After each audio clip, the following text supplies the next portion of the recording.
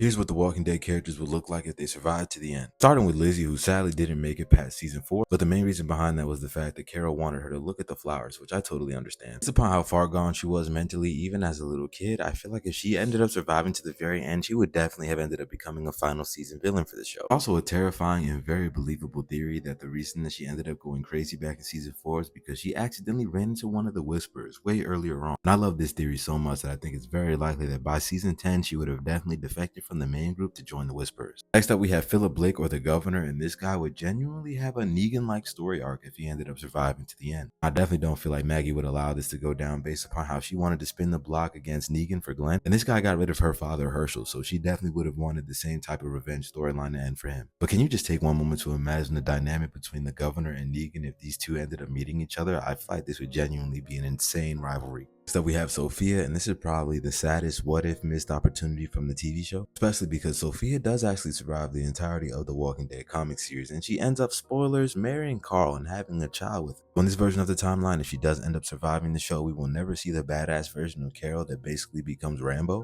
which would genuinely make the show much worse in my opinion. So honestly, as sad as it is to say, it's kind of a good thing that she only made it to season 2. Make sure you like the video and follow for a part 2.